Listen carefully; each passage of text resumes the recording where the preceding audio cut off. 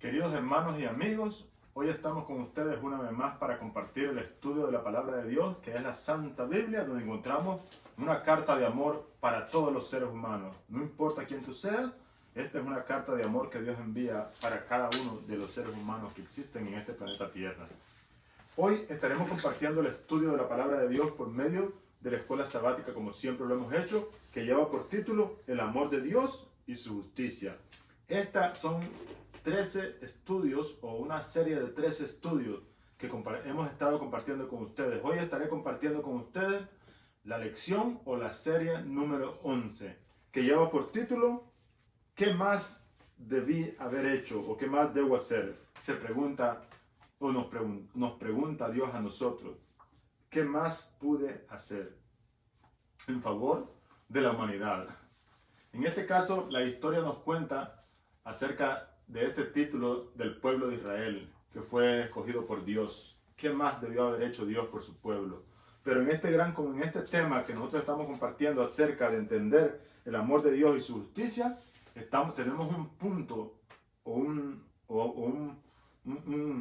una meta o un punto de lograr entender acerca del conflicto cósmico en este mundo entre el bien y el mal, entre Jesucristo y Satanás.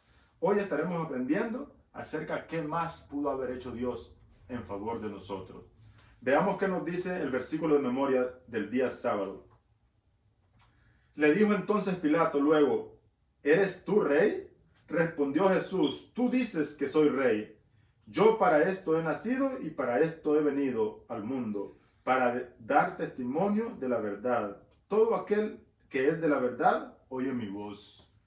El libro de Juan, capítulo 18, versículo 37. Ese es el versículo de memoria. Veamos algo muy importante acerca de este versículo de memoria. Pilato fue uno de los que tuvieron el privilegio de juzgar a Jesús y pudo haber tenido el privilegio de liberarlo, pero era una misión que Jesús tenía. No podía ser liberado porque tenía que llegar a la muerte. Si de alguna manera algún ser humano impedía su muerte, era usado literalmente por Satanás. Porque Satanás sabía que al Cristo morir nos iba a dar la victoria a nosotros y él iba a tomar el control y la victoria para siempre del mundo.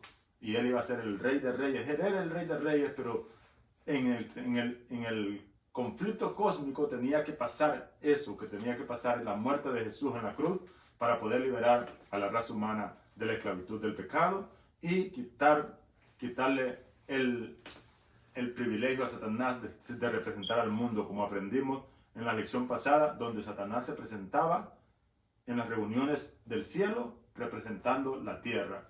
Pero cuando Jesús murió, ya dejó más de representar la tierra porque Jesús le quitó las escrituras de la tierra que habían sido entregadas por Adán y Eva en las manos de él. Así que el versículo de memoria nos dice que Jesús respondió con estas palabras: yo para eso he venido al mundo, para dar testimonio de la verdad. ¿Por qué de Jesús expresó esta oración diciendo para esto he venido, para dar testimonio de la verdad? Porque cuando nosotros leemos las escrituras nos damos cuenta que nada tiene sentido. Salomón fue el hombre más sabio del mundo que ha existido y el hombre más rico, y Salomón logró decir que todo era vanidad de vanidades.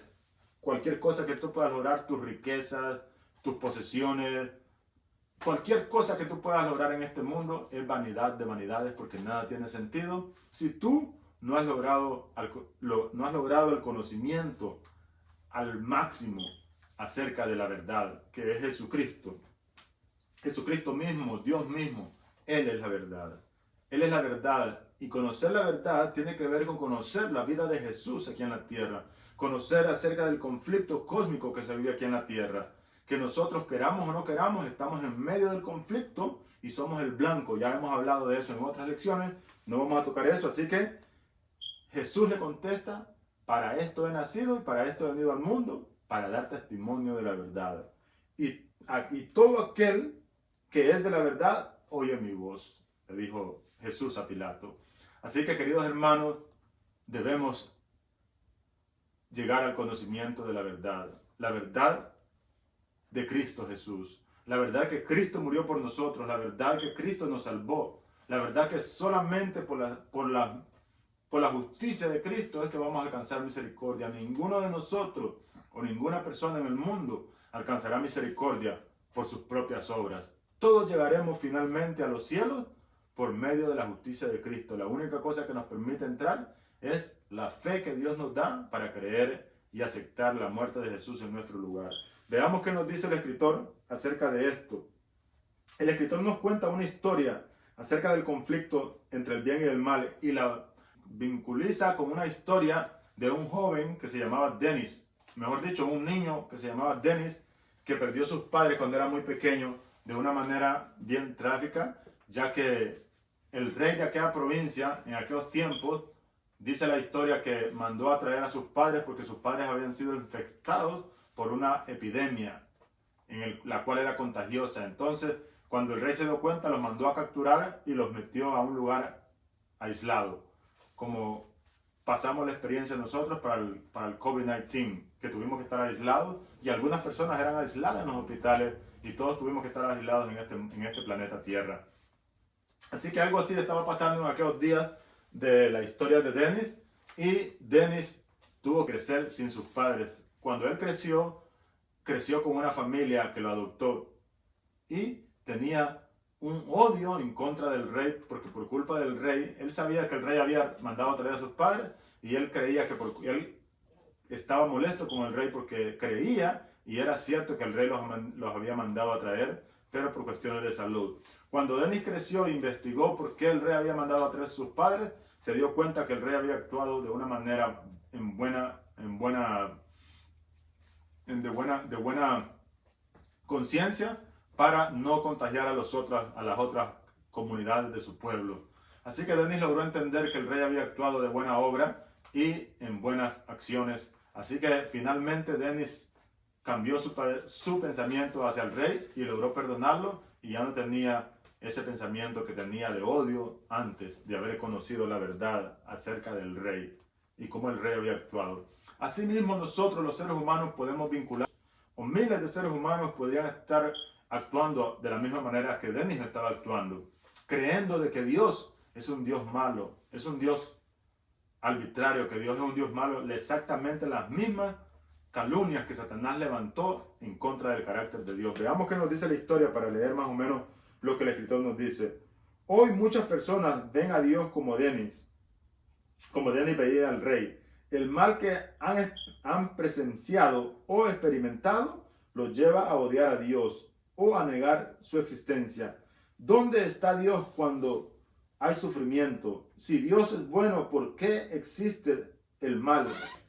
El conflicto cósmico arroja luz sobre esta cuestión crucial, pero quedan muchos interrogantes. Sin embargo, cuando todos nuestros intentos de respuesta no nos satisfazcan, podemos mirar a Jesús en la cruz y ver que es posible que en Él podemos confiar en Dios, a pesar de todas las preguntas que siguen sin respuesta. Nosotros podemos ver a la cruz y estudiar e investigar todo lo que Cristo tuvo que pasar para hasta morir en la muerte de cruz, crucificado. Cuando nosotros logramos entender eso, estamos conociendo parte de la verdad y del amor y el carácter de Dios, cuando nosotros logramos entender el sacrificio de Jesús en la cruz. Así que, queridos hermanos, ojalá que todos nos propongamos conocer la verdad, o querido amigo, ojalá que tú también en algún momento puedas conocer la verdad.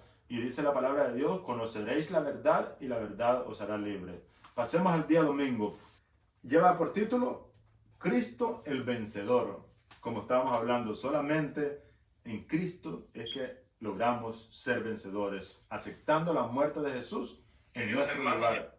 Así que, querido hermano y querido amigo, yo te invito a que puedas seguir conociendo más acerca de la verdad y puedas entender que el amor de Cristo sobrepasa todo entendimiento y sobrepasa toda pregunta que tú tengas. Cuando tú logres entender que Cristo nos ama y que Cristo nos amó y que murió en la cruz por amor a nosotros, siendo aún nosotros pecadores o estando muertos en nuestros delitos y pecados, aún Cristo murió por ti. No ahora que tú lo has aceptado, sino que Cristo murió mucho más antes por ti. Veamos qué nos dice la nota del escritor en el día domingo. Cristo el vencedor. Dice, aunque hay un enemigo en acción, al que el propio Cristo se refiere a Satanás como el usurpador príncipe de este mundo. Y el verdadero rey del universo es Jesucristo.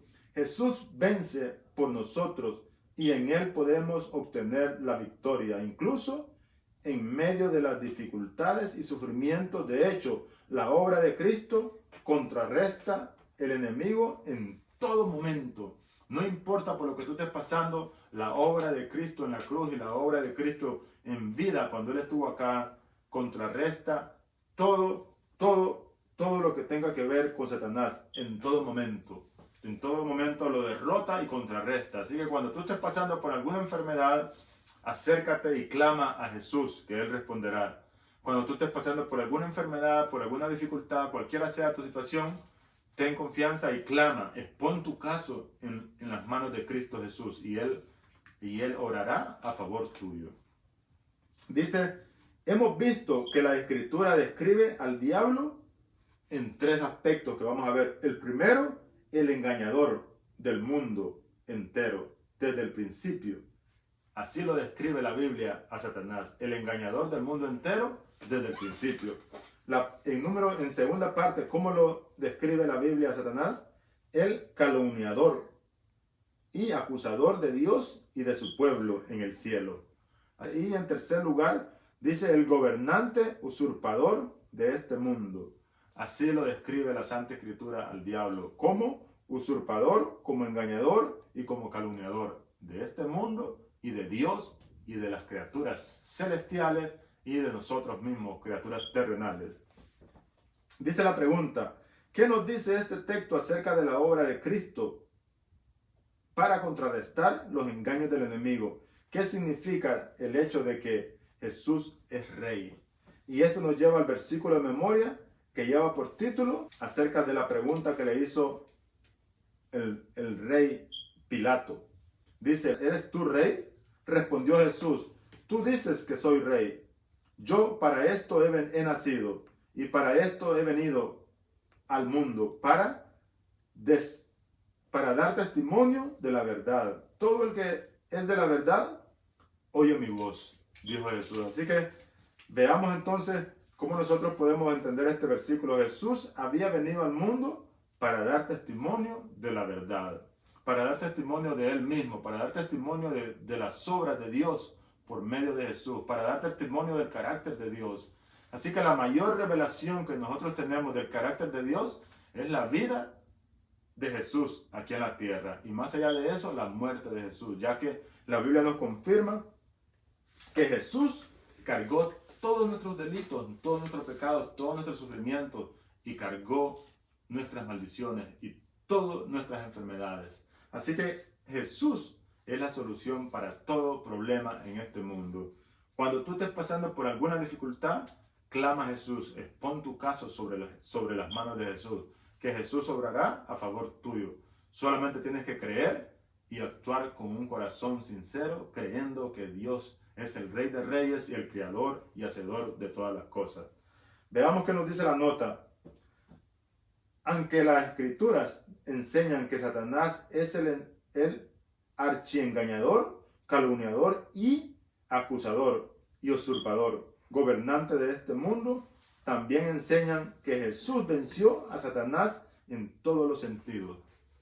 Si es muy cierto que la Biblia enseña que Jesús es el engañador, el calumniador, el usurpador y el gobernante de este mundo, también las Escrituras enseñan que Jesús es el vencedor. Más de una vez ha vencido a Satanás. Lo venció en el cielo, lo venció en la cruz del Calvario, lo venció en la vida de Job, porque Job permaneció firme, y lo va a vencer en última instancia cuando Cristo aparezca por segunda vez, ya para destruir el mal, destruir el pecado y destruir las obras del diablo, destruir la cizaña. Así que, queridos hermanos, veamos qué nos sigue diciendo la nota. Dice, Jesús vino a este mundo para dar testimonio de la verdad, nos dice el libro de Juan. Por medio de la cruz, Jesús demostró de manera suprema la justicia, el amor perfecto de Dios. La justicia y el amor perfecto de Dios fue demostrado en la cruz del Calvario cuando Jesús murió, refutando así las calumnias del diablo. Jesús finalmente destruirá el reino del diablo. ¿Quién sabe que le queda poco tiempo? Y esto lo encontramos en Apocalipsis. Y reinará por los siglos de los siglos. Y dice la última nota del día domingo, en la parte de abajo, la última nota. En última instancia, e independientemente de lo que haga Satanás, ya es un enemigo derrotado. En vista de ello, la clave para nosotros consiste en reclamar cada día, cada momento a momento, la victoria lograda por Cristo en nuestro favor y las promesas que la cruz nos ha ofrecido. Así que cada momento debemos reclamar la victoria que Jesús tuvo en la cruz y todas las promesas que hemos recibido de salvación y de protección en este mundo. Veamos qué nos dice la última parte. Dice, saber qué bando resulta victorioso en el gran conflicto. ¿Cómo determina nuestras decisiones cotidianas el bando en que estamos? ¿Cómo podemos asegurarnos de estar del lado del vencedor, incluso ahora? No solamente en el futuro por fe, sino que ahora mismo nosotros en este tiempo debemos asegurarlo y debemos siempre examinarlo para considerar si estamos en el bando correcto, porque un medio descuido y Satanás es un engañador, usurpador y puede engañarte y puedes estar en el bando equivocado. Así que quiero compartir con ustedes una de las historias más favoritas que existen en la palabra de Dios acerca de un cambio que Jesús hace en las creencias de aquella gente del Antiguo Testamento que habían escuchado. Dice, oíste que fue dicho, ojo por ojo y diente por diente, dijo Jesús, hablando del amor a nuestros enemigos. Y eso lo encontramos en el libro de Mateo, capítulo 5, versículo 47 y 48. Pero vamos a leer desde el versículo, vamos a compartir solamente el versículo 46 al 48. A ver qué nos dice del capítulo 5 de Mateo. Y dice así, porque si amáis a los que nos aman, porque si amáis a los que os aman, ¿qué recompensa tendréis? ¿No hacen también lo mismo los publicanos? Y si saludáis a vuestros hermanos solamente, ¿qué hacéis de más? ¿No hacen también lo mismo los gentiles? Jesús estaba hablando aquí acerca del amor al prójimo o del amor a aquellas personas que por alguna razón no tenemos una buena relación con ellas. Por alguna razón tenemos algún choque de carácter o algún choque por algún malentendido. Deberíamos arreglarlo como cristianos y estar en paz con todo. Pero si por alguna razón hay alguna persona que por alguna razón no tiene una compatibilidad contigo, debes aprender a amarla y a poder servirla y saludarla. No solamente saludar a aquellos que te caen bien, porque eso es fácil. La Biblia dice, ¿qué demás estás haciendo si saludas a los que te saludan? Y si amas a los que te aman. ¿No hacen eso también los publicanos? Y si saludas a los que te saludan, a tus hermanos, ¿no hacen también los gentiles es lo mismo? Y el último versículo del libro de Mateo capítulo 5 nos dice, sed pues perfectos vosotros como vuestro Padre es perfecto, que está en los cielos, es perfecto. Así que, pero muchos malinterpretan este versículo. Este versículo no está hablando de una perfección en obras o en persona, porque ninguno ha llegado a ser perfecto. La Biblia registra algunos personajes que fueron perfectos como Job y que Dios se atrevió a decir, aún de David, pero sin embargo no hay ni uno bueno a la perfección, solamente Dios es el único bueno y perfecto. Así que, queridos hermanos, nosotros lo que tenemos que hacer es examinarlos día con día para ver si estamos en el bando o en el reino de Dios o estamos en el reino del enemigo. Y la única manera es de actuar con justicia en este mundo. Y vamos a ver que nuestro estudio va a terminar en las obras de justicia, no en las obras de perfección, sino obras de justicia, practicando la justicia con otros, haciendo con otros lo que te gustaría que hicieran contigo. Ese es el motivo principal de poder estar en el bando correcto. Esa es una de las cosas que debes examinarte, a ver si tú estás en el bando principal o en el bando correcto. Veamos qué nos dice el día lunes. El día lunes lleva por título el que es justo y justifica. Lo que estamos hablando, solo hay uno justo y perfecto, Jesús. Dice la primera nota: la obra de Cristo desecha a todo momento la del diablo. La obra de Cristo desecha a todo momento la obra del diablo, dice el escritor. ¿Ok? Según el libro de Juan, capítulo 3, versículo 8. La obra de Cristo desecha la obra del diablo en todo momento y en toda situación. Jesús vino para destruir las obras del diablo, para destruir por medio de la muerte al que tenía el imperio de la muerte, esto es, al diablo. Sin embargo, la derrota total del dominio del enemigo ocurre en dos etapas. Primero, la primera etapa, Cristo refuta las calumnias de Satanás mediante la obra de la cruz. Esa fue la primera etapa donde Cristo derrota al enemigo, literalmente. Dice, Cristo derrota las calumnias de Satanás en contra del carácter de Dios, muriendo en la cruz y dando la mayor muestra de amor para la humanidad, para nosotros mismos. Y en segunda etapa, dice, luego Satanás y su reino será destruido. En segunda etapa, que será cuando Cristo aparezca por segunda vez. Veamos qué nos dice la pregunta. ¿Qué revelan estos pasajes acerca de la forma en que Cristo demuestra la falsedad de las acusaciones del diablo? Veamos una vez la pregunta. ¿Qué revelan estos pasajes acerca de la forma en que Cristo demuestra la falsedad de las acusaciones del diablo? Vamos a leer en el libro de Romanos, capítulo 3, versículo 23 al 26. Vamos a ver qué nos dice acerca de la manera que Cristo demuestra la falsedad de las acusaciones del diablo. Vamos a ir al libro de Romanos. El libro de Romanos, capítulo 3, versículo 23 al 26. Vamos a leer a ver qué nos dice. 23 al 26 dice, por cuanto todos pecaron, así empieza. Y esto está hablando de la justicia por medio de la fe, desde el versículo 21. Pero vamos a ir al 23 al 26. Dice, por cuanto todos pecaron y estáis destituidos de la gloria de Dios, siendo justificados gratuitamente por su gracia mediante la redención que es en Cristo Jesús, a quien Dios puso como propiciación por medio de la fe en su sangre para manifestar la justicia a causa de haber pasado por alto en su paciencia los pecados pasados. Y el 26 dice, con la mira de manifestar en este tiempo su justicia y a fin de que Él sea el justo y el que justifica al que es de la fe en Cristo Jesús. La única cosa no es tu fe, es la fe de Cristo Jesús o la fe en Cristo Jesús.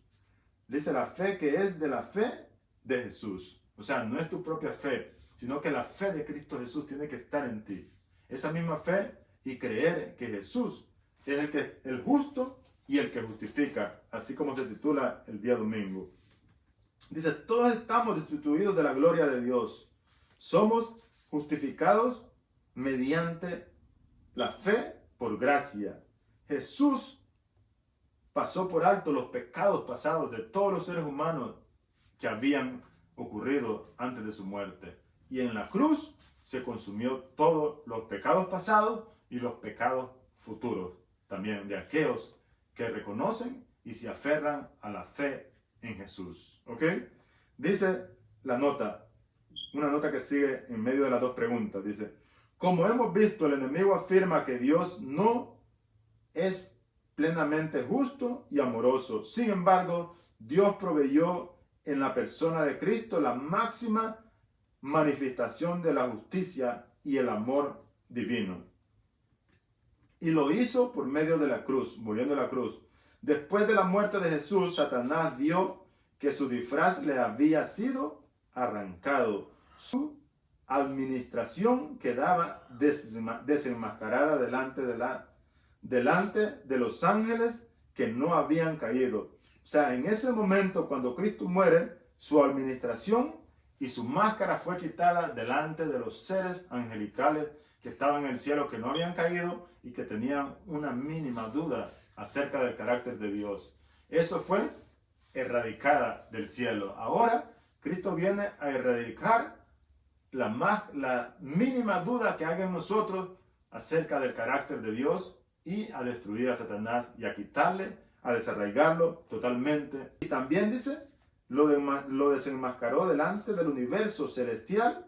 Se había revelado homicida al derramar la sangre del Hijo de Dios. Había perdido la consideración de los seres celestiales. Dice la última pregunta. Lee Apocalipsis 12, 10 al 12. A la luz de Génesis 3:15, que es la promesa acerca, pondré enemistad entre ti y su descendencia. Cuando Dios promete a Adán y a Eva que un día la descendencia de ella destruiría la cabeza del diablo. Dice, ¿cómo arrojan luz estos pasajes sobre el significado cósmico de la victoria de Cristo en la cruz?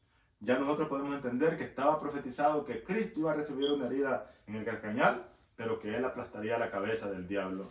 Y en el libro de Apocalipsis, que lo vamos a leer, Apocalipsis 12, 10 al 12, capítulo 12, versículo 10 al 12, nos dice, vamos a ver qué nos dice el libro de Apocalipsis, capítulo 12, versículo 10 al 12, dice, entonces oí una gran voz en el cielo que decía, ahora ha venido la salvación, el poder y el reino de nuestro Dios y la autoridad de su Cristo, porque ha sido lanzado fuera el acusador de nuestros hermanos, el que acusaba delante de nuestro Dios día y noche. O sea, dice la palabra de Dios que se oyó una gran voz en el cielo que decía, ahora ha venido la salvación y el poder y el reino de nuestro Dios y la autoridad de su Cristo, porque ha sido lanzado fuera el acusador de nuestros hermanos, el que los acusaba delante de nuestro Dios día y noche. El 11 dice,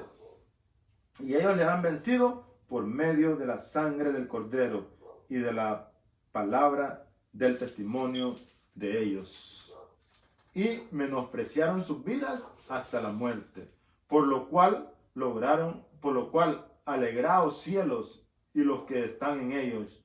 Ay de los moradores de la tierra y del mar, porque el diablo sabe y ha descendido a vosotros con gran ira, sabiendo que le queda poco tiempo. Así que esta es una advertencia que hizo la palabra de Dios en el libro de Apocalipsis, que fue escrito después de la muerte de Cristo Jesús. Juan registra que en el cielo se escuchó una gran voz y fue la derrota de Satanás, que ya nunca más se le permitió entrar al cielo, ni siquiera a la puerta, ni siquiera preguntar algo a la puerta del cielo. Desde ese momento, porque fue acusado de homicidio por haber matado a Jesucristo en la cruz. Literalmente fue lanzado y echado fuera. Veamos qué nos dice la última nota. Dice, la historia de la redención provee abundante evidencia de que podemos confiar en Dios. Siempre obra para que lo bueno finalmente ocurra a favor de todos los implicados. El Dios de las Escrituras siempre hace lo bueno y prescribe y preferible con los medios de que dispone en medio del gran conflicto. O sea, el Dios de las Escrituras siempre hace lo bueno y preferible con los medios que dispone en medio del gran conflicto. ¿Cuáles son los medios que Dios dispone? Cuando nosotros creemos en Él. Es el único medio que Dios dispone en el gran conflicto y que nada puede tener su bendición sobre nosotros cuando nosotros creemos en Él, tenemos fe en Él y venimos en Él en oración. eso no detiene la bendición de Dios. Es por eso que esta es la importancia de orar y de creer y de confiar y de conocer la verdad primeramente, porque cuando tú conoces la verdad puedes acercarte confiadamente. Veamos qué nos dice la última parte de las letras rojas. ¿Por qué es tan importante en el conflicto cósmico?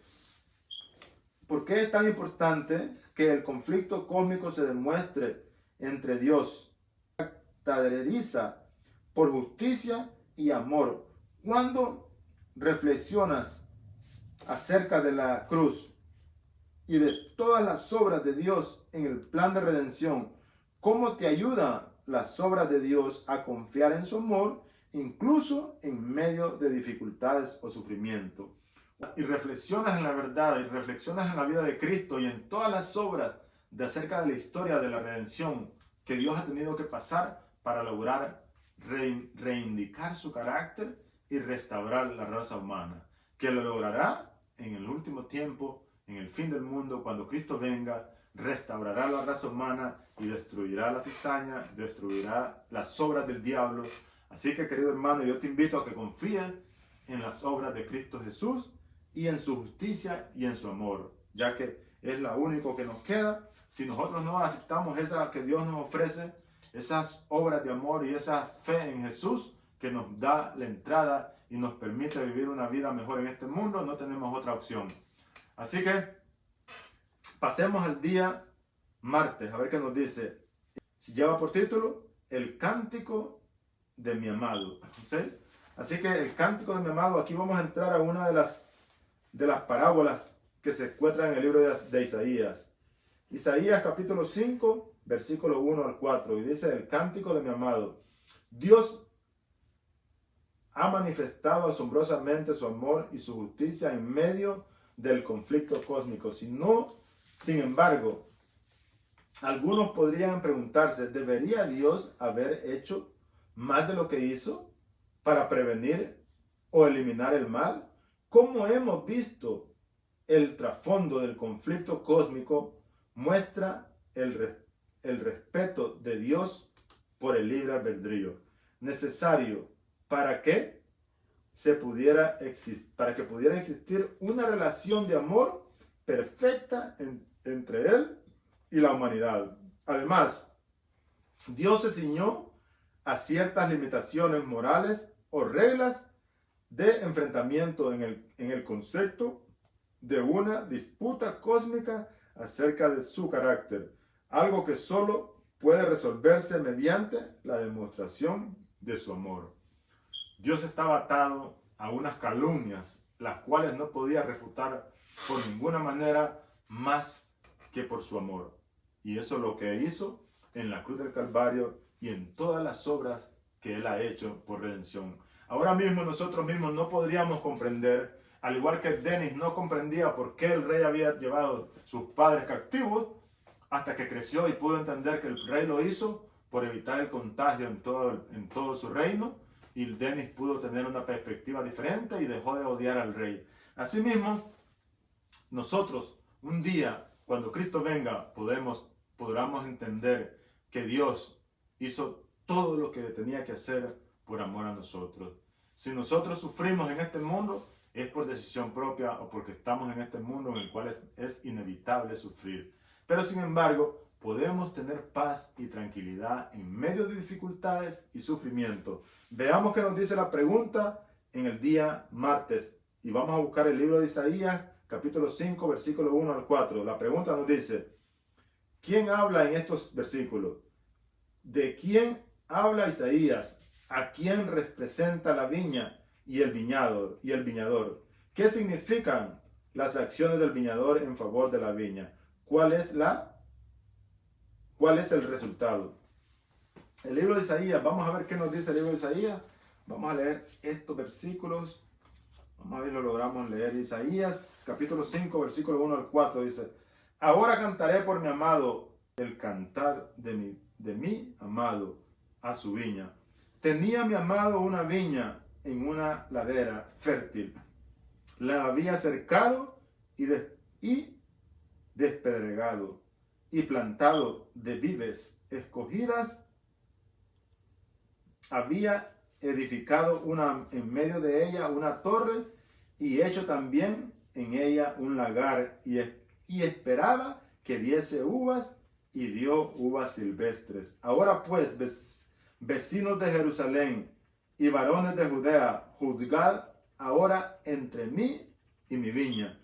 El versículo 4, que es el mensaje de esta lección, de este estudio. ¿Qué más se podía hacer a mi viña que yo no haya hecho en ella? ¿Cómo, esperando yo que diese uvas, ha dado uvas silvestres? Esta es la pregunta que se hizo en el cántico del amado. Dice, versículo 4 una vez más, ¿qué más se podía hacer por mi viña que yo no haya hecho en ella? ¿Cómo esperaba yo que diera uvas y ha dado uvas silvestres? Y el 3 nos dice, ahora pues, vecinos de Jerusalén y varones de Judea, juzgad ahora entre mí y mi viña. Jesús se pregunta a Jerusalén y a vecinos de Jerusalén que juzgaran, ya que Jerusalén era parte del pueblo de Israel, era la gran Jerusalén, donde Dios esperaba que representara el carácter de Dios en el mundo completo. El pueblo de Israel había sido llamado para que tuviera las buenas noticias del Evangelio y representara el carácter de Dios en medio de todos los pueblos vecinos que él tenía. Pero sin embargo, nosotros conocemos la historia que Israel no cumplió ese propósito. Pero sin embargo, la Biblia muestra más de una y mil misericordias sobre el pueblo de Israel. Veamos qué nos dice la siguiente parte. El dueño de la viña es Dios mismo. Y la viña representa al pueblo de Dios. El dueño de la viña representa a Dios mismo y la viña representa al pueblo de Dios, al pueblo de Israel. Ok, podríamos decir nosotros que somos representados ahora por la viña. Tal vez sí, pero esto no era dado en una forma simbólica, sino que era literalmente a Israel, ya que Israel tuvo el privilegio de recibir al mismo Jesús que nació de ellos mismos. Nosotros éramos el pueblo de los gentiles, donde Jesús dijo que aún los gentiles se amaban ellos con otros o se saludaban, y que aún los publicanos se saludaban unos a otros, y el pueblo de Israel no estaba practicando esas obras, sino que se habían metido un mandamiento que habían recibido, que habían tenido, que oíste que fue dicho, amarás a tu amigo y odiarás a tu enemigo. Cuando Jesús vino, refutó ese mandamiento y les dijo que deberían ser perfectos como Él era perfecto en obras de justicia y de amor. Veamos qué nos sigue diciendo la nota. Dice, pero la implicación puede aquí implicar e incluir la obra de Dios en el mundo. Aunque esto era literalmente para el pueblo de Israel, pero podemos llevarla a una amplificación en el mundo entero, donde Dios, el propósito de Dios era que la viña sembrada ahí diera uvas para honra y gloria de Dios en favor del universo. Pero no fue así. Se puede emplear, dice el escritor, que podemos ampliar la obra de Dios como la obra de Dios en el mundo. Según estos versículos, el dueño de la viña es Dios. Hizo todo lo que razonablemente cabía esperar para asegurar el florecimiento de su viña. Esta debería haber producido uvas, pero solo produjo uvas silvestres. ¿Qué otra traducción denomina sin valor las uvas silvestres? Algo sin valor. De hecho, en hebreos así traducida significa literalmente fruto apestoso. En otras palabras, la viña de Dios produjo uvas podridas. O sea, no sirvió para nada el mensaje que Dios tenía para el mundo por medio de Israel. Pero ahora nosotros también tenemos un mensaje como cristianos. ¿Podríamos estar dando frutos podridos? ¿Podríamos estar dando uvas silvestres nosotros mismos? Al igual que Israel no cumplió con su propósito al mundo que Dios había puesto en ellos para el mundo entero. Nosotros ahora que somos llamados y nos llamamos el Israel espiritual, ¿estamos dando uvas o estamos dando uvas silvestres? ¿O estamos dando literalmente frutos podridos como lo traduce en hebreo. Veamos que nos dice lo siguiente. Dios mismo invita a las personas a juzgar entre Él y su viña. Dios mismo se atreve a decirlo a nosotros, a preguntarles a nosotros, como dice el título de la lección, ¿qué más puedo hacer por mi viña? Jesús nos pregunta para que nosotros podamos compartir nuestro pensamiento. Dice que yo no haya hecho en ella. ¿Cómo esperando que yo diera uvas buenas ha dado uvas silvestres? ¿Qué más puedo hacer? Cuán asombroso es que incluso pida a otros que evalúen el caso o lo que Él hizo. Ese es un Dios de amor que aún así nos pregunta a nosotros qué más debió haber hecho Él por nosotros. No hay nada que Dios pueda hacer, ya lo hizo todo. Dios nos ha entregado la salvación nuevamente. Así como en Adán todos morimos, así en Cristo todos volvemos a la vida y podemos tener una vida diferente en este mundo, una vida llena de bendición en este mundo, no solamente en el mundo venidero, sino que Dios nos ha entregado una salvación en este mundo, que en medio de dificultades o de problemas o de enfermedades o sufrimientos podemos tener victoria, podemos tener paz en Cristo Jesús. Así que, querido amigo, aférrate a la fe de Jesús y reclama la victoria de Jesús en nuestro lugar cada día, día con día. Veamos qué nos dice acerca de la parábola de Cristo, acerca de la viña. La misma historia, pero ya en el Nuevo Testamento, explicada por medio de Jesús en el Nuevo Testamento cuando Jesús estuvo aquí en la tierra, donde amplifica la parábola que hace el amado cantando en el Nuevo Testamento. Dice el día miércoles, la parábola de Cristo acerca de la viña. Jesús hizo una parábola acerca de esta viña. Dice el primer párrafo. En la parábola de Mateo 21, acerca del dueño de la viña, Jesús retoma el relato donde lo dejó en Isaías 5. Jesús vuelve a retomar ese relato, donde lo dejó en Isaías capítulo 5. Vamos a ver qué nos dice el 5. Os mostraré pues ahora lo que haré yo a mi viña. Le quitaré su vallado y será consumida, y aportillaré su cerca y será ahollada. Dice la palabra de Dios en el versículo 5. Ahora veamos qué nos dice en el capítulo de Mateo, capítulo 21. Y arrojaré luz adicional, y arroja luz adicional sobre el carácter y las acciones del viñador en favor de su viña. Jesús amplifica esta parábola y arroja luz más que en Isaías acerca del viñador y de la viña. Veamos qué nos dice el libro de Mateo, capítulo 21, versículo 33 a 39. La pregunta dice, teniendo en mente la pregunta de Isaías, capítulo 5, versículo 4, ¿qué más podría haber hecho por la viña que yo no haya hecho antes? Teniendo en mente la pregunta que... Veamos qué nos dice el libro de Mateo, capítulo 21, versículo, otra parábola le dijo Jesús. Hubo un hombre,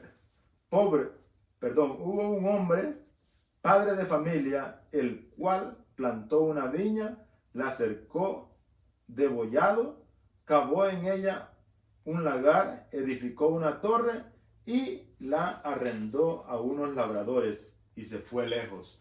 Jesús les contó esta parábola de un padre de familia que plantó una viña y la preparó y la puso todo lo que tenía que llevar y la rentó a unos labradores. Dice el versículo 34. Cuando se acercó el tiempo de los frutos, envió a sus siervos. Dice la palabra de Dios que envió a sus siervos y ellos, los rentadores de la viña, dice que mataron a los siervos.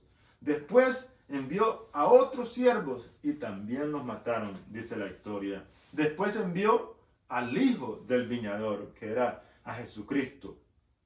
Y dice la palabra de Dios que en el versículo 38, mas los labradores, cuando vieron al hijo, dijeron entre sí, este es el heredero, venid, matémosle y apoderémoslos de su heredad. y atándole le echaron fuera de la viña y lo mataron. Esta es la historia que Jesús les cuenta, una historia triste acerca del viñador que había plantado esa viña, creyendo tener la respuesta y tener una buena cosecha de uvas. Pero resultó que los labradores mataron a los siervos, mataron al hijo del viñador, y finalmente dice el escritor que ese hijo era Jesús, cuando Jesús moría en la cruz. En la cruz Él llevó nuestras enfermedades, nuestros dolores, y también fue herido por nuestras rebeliones y molido por nuestros pecados. Así que en la cruz Jesús, cargado con todas nuestras iniquidades, todas nuestras rebeliones, Él las llevó encima de Él. Dice la parte del escritor, dice, la primera parte de la parábola de Cristo cita directamente cuanto el canto de Isaías acerca del viñador y su viña. Jesús añade luego que el dueño de la viña la arrendó a unos labradores, como les conté. Después envió a su hijo. Dice, ¿qué más podría hacer? El Padre nos amó tanto que dio a su hijo amado. Y eso lo encontramos en el versículo de San Juan 3:16, donde es un versículo favorito de todos, que todos lo sabemos, porque de tal manera amó Dios al mundo, que dio a su Hijo unigénito para que todo aquel que en Él crea no se pierda, mas tenga vida eterna. Y sigue diciendo, si el conflicto cósmico es del tipo sugerido, aquí no podría resolverse prematuramente mediante el ejercicio del poder divino, sino que requería primero una demostración pública del carácter de Dios. Esta demostración se hizo expuesta en la última instancia en la obra de Cristo en la cruz. Dice, ¿qué más podemos pedir después de que Dios se entregó a sí mismo en Cristo para morir por nosotros, para poder así justificarnos sin comprometer en modo alguno su justicia y su amor perfecto? Eso fue lo que Dios pudo hacer. Y dice la última parte de la nota, la cruz demuestra que Dios mismo hizo todo lo posible para mitigar y eliminar el mal, pero sin destruir el contexto necesario para el florecimiento del amor genuino. Si Dios hubiese dispuesto de una alternativa preferible, no la habría elegido. Aunque las personas sufren mucho a causa del conflicto cósmico, Dios es quien más sufre cuando miramos a la cruz. Podemos en efecto ver el sufrimiento y el dolor que el pecado ha producido a Dios mismo. Sin embargo, tan sagrada era la libertad inherente al amor que Cristo estuvo dispuesto a soportar todo para nuestro bien. ¿Qué fue lo que hablamos? Cristo en la cruz llevó nuestros pecados, en la cruz llevó nuestras enfermedades, sufrió nuestros dolores, herido fue por nuestras rebeliones, molido fue por todos nuestros pecados y cargó con todos nuestros pecados en la cruz. Así que, queridos hermanos, esa fue la mayor demostración que Jesús les hizo en esta parábola cuando les dijo que le había rentado la viña y había mandado a sus siervos, después mandó a otros siervos, después mandó al heredero, al hijo, y ellos lo mataron. Pero sin embargo, al matar a Jesús, estaban firmando la sentencia de muerte de las fuerzas del mal. Y fue liberado el universo y fue liberada la tierra, no en su totalidad, porque son 2 etapas, pero ya pasó la primera etapa. Ahora estamos esperando la última etapa, en la cual será erradicado el mal para siempre de la tierra y del universo. Pasemos a ver qué nos dice el día jueves. Y lleva por título la vindicación del nombre de Dios. ¿Ok? Dice la nota, en última instancia el nombre de Dios resulta plenamente vindicado mediante la obra del Padre, del Hijo y del Espíritu Santo en el plan de la redención. La justicia y el amor perfecto de Dios se manifiestan más allá de toda duda razonable. En el plan de la redención, la justicia y el amor perfecto de Dios se manifiestan más allá, de toda duda razonable. No hay ni una mayor manifestación que en el plan de la redención, donde Dios pudo mostrar desde el principio de la caída del ser humano, cuando hizo la primera promesa de que un día la descendencia aplastaría la cabeza de la serpiente y que la serpiente mordería el calcañar de la descendencia, pero quiere decir que es una mordida no de muerte, pero aplastarle la cabeza es una herida mortal. Así que, queridos hermanos, nosotros somos vencedores en Cristo Jesús. Veamos qué nos dice la pregunta del día jueves. Lee, dice Romanos capítulo 3, versículo 1 al 4. A la luz de Isaías 5, 3 y 4. ¿Qué enseñan estos acerca de la vindicación de Dios en el conflicto cósmico? Capítulo 3 de Romanos, versículo 1. ¿Qué ventaja tiene, pues, el judío? ¿O de qué aprovecha la circuncisión? Mucho. De todas maneras, en primer lugar, ciertamente que les ha sido confiada la palabra de Dios. Ellos recibían la palabra de Dios, la dirección de Dios, para que fuera representando el carácter de Dios aquí en la tierra. Versículo 3 del 3. Pues que si alguno de ellos ha sido incrédulo, su incredulidad o la incredulidad de nosotros habrá hecho nula la fidelidad de Dios. El versículo 4 dice, de ninguna manera, antes bien sea Dios veraz y todo hombre mentiroso, como está escrito. Para esto sea justificado en tus palabras y venzas cuando fueres juzgado. Así que eso es lo que nos dice el capítulo de Romanos, que los judíos tenían un privilegio de haber recibido la palabra de Dios. La pregunta nos dice, ¿qué enseñan estos textos acerca de la vindicación de Cristo en el conflicto cósmico? Y nos dice que leamos el libro de Isaías, capítulo 5, versículos 3 y 4. Dice, ahora pues, vecinos de Jerusalén, varones de Judea, juzgad ahora entre mí y mi viña. ¿Qué más se podía hacer a mi viña que yo no haya hecho en ella? ¿Cómo esperando yo que diese uvas ha dado uvas silvestres? Es algo muy triste para Jesús. La incredulidad de nosotros no anula la fidelidad de Dios. Dios seguía en sus promesas, seguía aferrado a sus promesas que había hecho al padre de Abraham. Que en Jesús, en la descendencia de Abraham, en Jesús, todas las familias de la tierra iban a ser benditas. Aún así, entre medio de esas cosas, Jesús, entre medio de aquel pueblo rebelde que no representó a Dios, que no pudo representar el carácter de Dios en medio de todo el universo, sino que día con día Dios tenía que extender la mano de misericordia sobre ellos porque no podían representar, sino que más bien se engrandecieron al tener la palabra de Dios en vez de compartirla al mundo entero. Eso mismo puede estar pasando con nosotros que nos llamamos cristianos o que decimos ser el pueblo de Dios o que decimos practicar el cristianismo y no estamos representando el carácter de Dios al universo. Asimismo, estamos actuando como el pueblo de Israel que no representó el carácter de Dios. Pero sin embargo, la buena promesa y la buena noticia es que Jesús se sigue manifestando conmigo y sinmigo. Contigo y sintigo, Jesús se sigue manifestando en este mundo y personas siguen creyendo en Él y en su sangre. La nota, en Romanos y en Isaías 5 vemos que Dios invita en un sentido limitado a sus criaturas a juzgar su carácter.